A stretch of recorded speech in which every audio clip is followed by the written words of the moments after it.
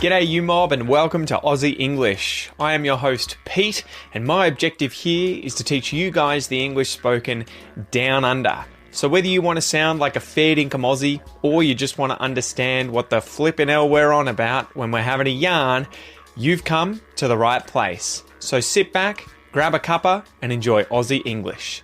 Let's go.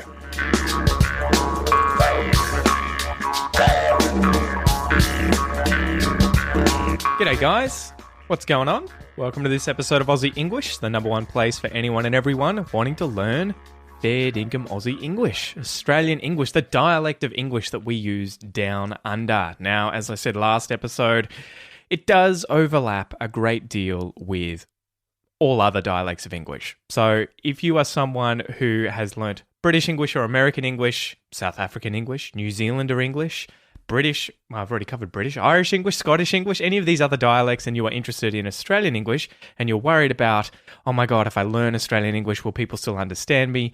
They will definitely understand you. Obviously, if you learn very, very specific expressions and slang that is unique to Australia, firstly, you're going to sound much more Australian, and so you will get on like a house on fire with other Aussies. You guys will definitely be besties. But if you were to use that kind of slang and those sorts of expressions with people who aren't familiar with Australian English, they may be left a little confused, right? So if you were to use things like Barbie, Weddy, Reckon, Bickies, Brekkie, all that sort of stuff, those slang terms with, say, your average American, they're probably going to be pretty confused. Anyway, let's get into today's episode, guys. Don't forget, if you want to get access to all of the transcripts for this episode, all of the previous episodes, except for the Pete's 2 Cents episodes on the podcast. Those are long, and I don't transcribe those because sometimes they're up to like 2 hours long. But yeah, over 1,000 episodes on the podcast. Sign up for the premium podcast membership. You can get this at aussieenglish.com.au/podcast. You'll get transcripts for 99% of the podcasts on the Aussie English podcast. You'll be able to read and listen at the same time. You can use the premium podcast player to do this, where you can read and listen, fast forward, rewind, all the text comes up on the screen. You'll get bonus episodes, you'll get video lessons for some of the episodes. There's lots in there, but this is the membership for anyone who likes to read whilst they listen, which is the most effective way of learning new vocab and retaining that vocab, okay? So if you're really sort of wanting to work on your listening comprehension skills, learn different accents from the people that are on the podcast, you know, the different interview episodes, go and check out the premium podcast. You can get that at aussieenglish.com.au/podcast. But yeah, so I got back today. I have just been out at the pool. We went to the local pool. My son goes there. Noah goes there every single week with his grandmother, and he has swimming lessons. So as you guys may know, in Australia, pretty much everyone here can swim, right? At least everyone who's grown up here. Being near the beach, near water, near pools, just swimming in general is pretty common because it gets quite hot here in summer, pretty much anywhere in the country. And so it's important for children in particular to learn how to swim when they're young so that they can stay safe near the water. So my son's currently doing that. My daughter, she came with us as well. My wife and I went with my mother. My wife and mother were off doing the lesson with Noah, and I was sort of hanging out in the kiddie pool with my daughter, and she is an animal, guys. She absolutely loves water. She is a fish in water. She just has no fear. It's insane. And she tries running in the water. She was doing that today, but her legs can't keep up with the top of her body because she's not really used to the drag, I guess, from moving through the water. And so she kept falling over and going, ass over tit, right? That's a sort of informal expression we use to mean fall over and sort of roll. She kept falling forwards in the water and plummeting her head, you know, under the water and sort of coming up spluttering, choking, like with all the water in her mouth, but then doing it again. So she was absolutely loving life. She was having a lot of fun. Anyway, guys, without any further ado, let's get into today's Q&A, question and answer. This one comes from Luciana. As I mentioned, guys, in the last episode, if you want to ask me a question, you can do this each Monday on Instagram. Just search for Aussie English or Australian English on Instagram. You'll find my account. I put a story up on Mondays where I will say, ask me anything, and you guys can ask me any question you want. I then try and reply to all of them the next day, on the Tuesday. And today's question came from Luciana. So her question was sort of a more broad question, a broader question. What do Australians think about immigrants? In general, are they open to them? Now, this is a really good question. I think, my opinion is that Australians are very open to immigrants, to migrants, to people who migrate to Australia and want to set up life here. They are very embracing of different cultures, different languages, different people of all different races and ethnic backgrounds and religions, which is why you will see so many people in Australia from all over the shop, right? All over the shop, meaning an expression from everywhere. You know, if you walk through Melbourne, you'll see people from Africa, from Asia, Southeast Asia, from, Siberia, from Europe, from America, from South America, all over the place, pretty much everywhere except Antarctica, right? They're from all over the place. And I remember when I was studying in Melbourne, I was at Melbourne University for 11 years doing my various different degrees. It would be almost more common to hear foreign languages when walking around the campus or walking through the CBD than it would be to hear English. So there are loads and loads and loads of migrants in Australia, and we love them. That's not to say we don't have issues in Australia with racism and, say, with migrant populations that come to Australia and don't integrate. There are tensions at times. You can probably look up, I think it's the Cronulla riots that took place in the early 2000s. But by and large, Australia loves immigrants, it loves diversity, and it's one of the things that kind of defines modern Australia. So anyway, that was a long-winded answer rather, to your question, Luciana, and I hope it helps. So guys, slap the bird and let's get into today's joke.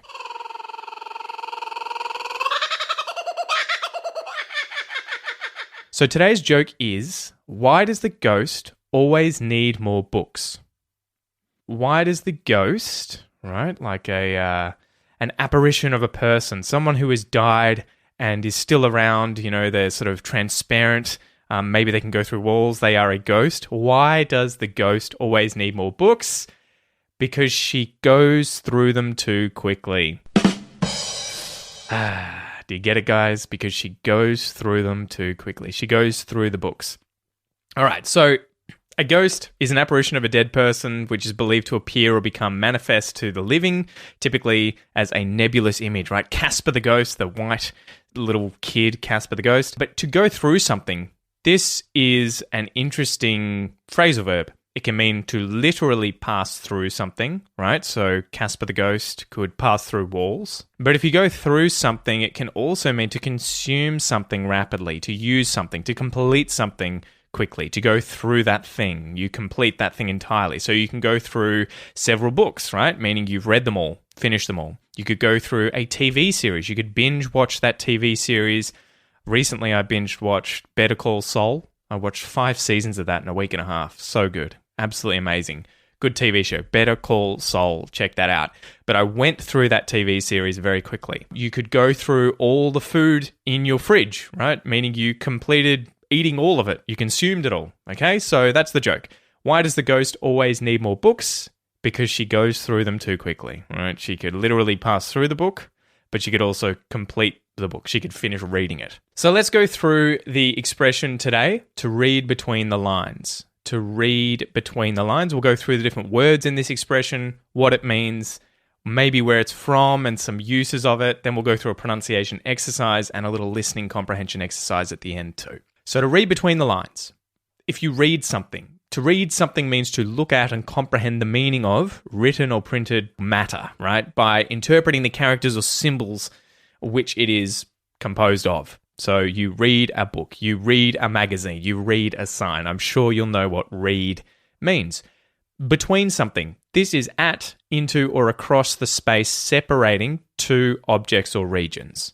So the border between Mexico and the United States. The Murray River is on the border between Victoria here, the state of Victoria in Australia, and New South Wales. It is between them. If there are 2 trees in your yard, perhaps you set up a hammock between those 2 trees, right? You hang it from one tree to the other, you lie in the hammock, which is, I guess, like a fabric, what would you call it? It's kind of like a thing that you lie in. I don't know. It's a hammock, right? It's not really a bed, it's not a chair. It's a cloth sort of half bag that you sit in between two things. A line. A line is a long, narrow mark or band. Okay, so you might draw a line with a pencil. But when we're talking about reading and say a book, a line, to read a line, would be a line of writing. So the writing on a page on some paper is a line of writing. So if you read between the lines, this expression means that you look for or discover a meaning that is implied rather than explicitly stated.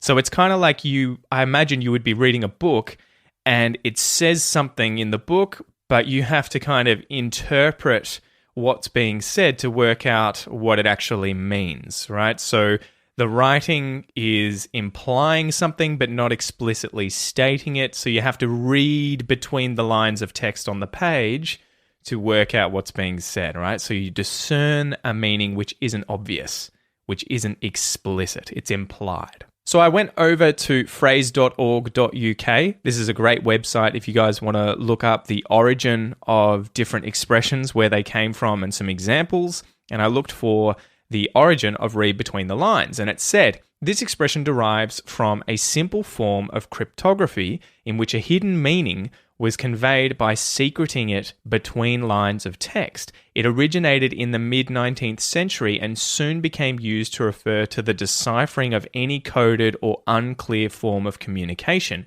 whether written or not. For example, one might say, she said she was happy to go to the party but didn't seem concerned when it was cancelled.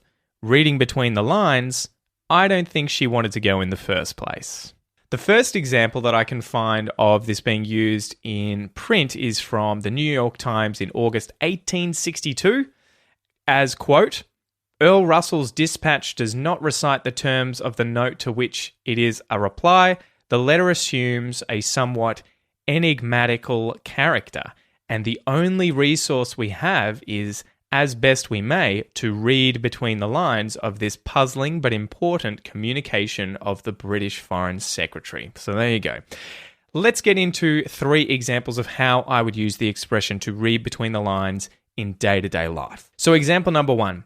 Tinder has been around now for like 10 years, right? Tinder, the dating app, and it has sort of completely changed the way that people date all across the globe, whether for better or worse. You know, I'll let you guys be the judge. So dating culture has rapidly changed in the digital online era, and a new behavior has kind of started to become common. And this behavior is called ghosting. To ghost someone. Ghosting. So this is when two people have, say, matched on a dating app online like Tinder or Bumble or whatever, different app there is. They start chatting. Maybe they get along initially and they start going out on a few dates. But if one of them stops replying to messages, blocks the other person, or just refuses to see them anymore, they've been ghosted, right? That person has ghosted the other person. It's like they've become a ghost and disappeared. They've suddenly vanished. They've disappeared without telling the other person they're not interested anymore, because, the digital world now makes it really easy to just block someone or unfollow someone. So when this happens, the person has been ghosted, and they have to read between the lines and work out that the person they're chatting to is no longer interested. So I definitely remember when I was on the dating scene 6, 7, 8 years ago and beforehand, I definitely got ghosted a few times when using apps like Tinder or, meeting people from online or through friends. If they were no longer interested, they would just no longer talk to you and wouldn't actually say, I'm not interested anymore, but thanks, but no thanks. Example number 2. Many kids get pocket money from their parents in Australia. So I used to get like $5 a week when I was growing up. My parents would give me $5 a week, whereas other kids I knew would get like, $50 a week, depending on how loaded, how rich their parents were. At the time, I used to save up all my money, all the pocket money that I would get from my parents, and I'd buy toys or games or spend the money on junk food, fish and chips and lollies and stuff at the local milk bar, a corner store that sells this stuff. It's a milk bar in Australia. If I ran out of money, I'd be in a bit of a bind. I'd be in a bad situation, and I might have to come up to my dad with my cap in my hand and be like, Dad, do you mind if I have a bit more money? I seem to have used all of mine. But if I didn't want to be this explicit, I might want to be a little more subtle. I might say something like, oh man, I really want to get this game, but I don't appear to have any money. What should I do, Dad? What should I do? And he would probably read between the lines and be like, Pete, you spent all your money. You're just going to have to wait until you got some more. So deal with it. Tough. Too bad. Tough luck, princess. No money until next week. Example number 3. Imagine you're in a relationship with someone and it's become a bit rocky, right? So it's been a bit of a roller coaster ride. It's been up and down. It's sort of been all over the place. And you're feeling like things need to be addressed and fixed, or the worst might happen and you guys might split up. You might break up. You might part ways. If you come to your partner and say you're worried and stressed out, your partner might read between the lines and realize it's because of the friction that you guys have in your relationship. If you come out and just say, our relationship needs work or we'll end up separating, there's no need for your partner to read between the lines because you have explicitly said what the problem is. So if you imply the problem, like, I'm a bit stressed out about things at the moment, do you mind if we have a chat? Your partner might read between the lines and infer that you're talking about the relationship being a problem. So there you go, guys. Hopefully now you understand the expression to read between the lines. This is to look for or discover a meaning that is implied rather than explicitly stated, right? So to discern a meaning, to discern something which isn't obvious, which isn't explicit. It's implicit. So those are 2 good words you can use. Explicit is very obvious and said directly. Implicit is not obvious, not said directly. It's implied. So as usual, guys, let's go through a little pronunciation exercise. This is where you can work on your Australian pronunciation. I will read out the expression. We'll do a little word pyramid where I'll do one word at a time and add it into the entire line of to read between the lines. And then we'll conjugate through, I'm going to have to read between the lines, you're going to have to read between the lines, etc. So it's a long one today, but there's quite a few good contractions in there that we'll get to work on. So you ready? Let's go.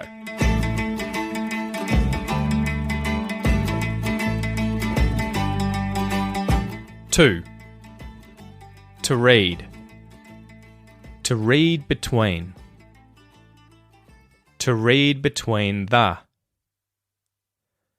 To read between the lines. To read between the lines. To read between the lines. To read between the lines.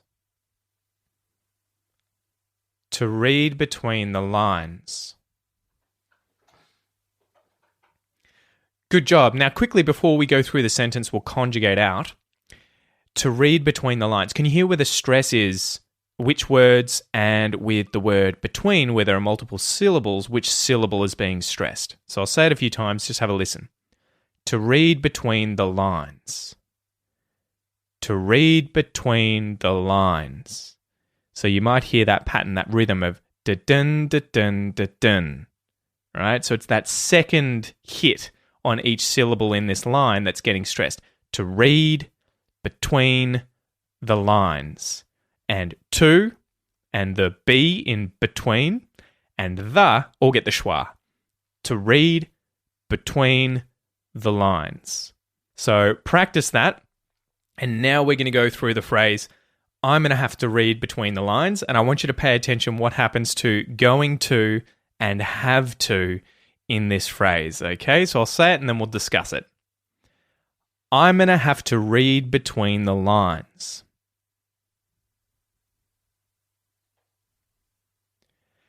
You're going to have to read between the lines.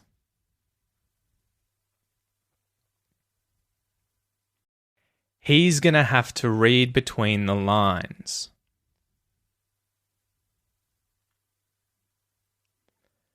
She's going to have to read between the lines.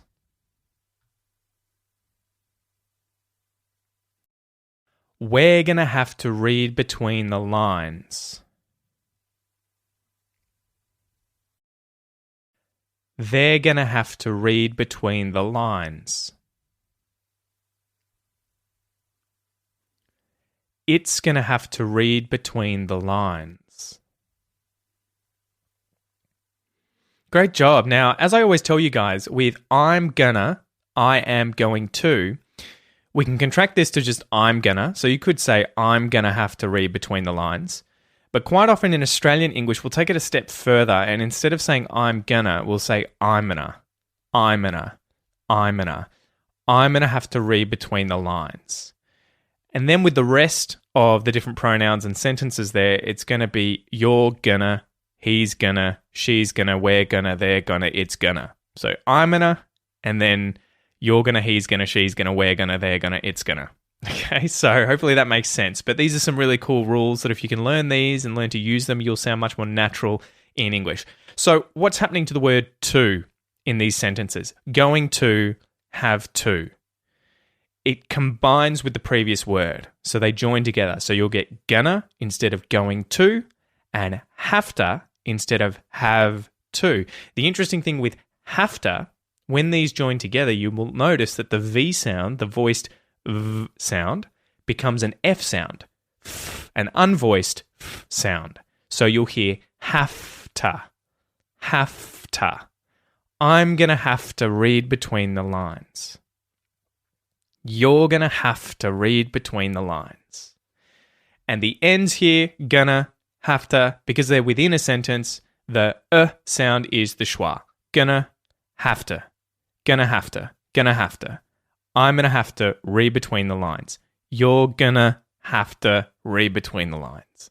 So there you go, guys. Hopefully that's helped you with connected speech, with rhythm, with stress, and with what happens with the spoken contractions in English. Learning this sort of stuff really helps, makes you sound much more natural in English, and will make you sound more Australian. And don't forget, if you're wanting to sound more Australian, check out my Australian pronunciation course. You can go to aussieenglish.com.au/APC.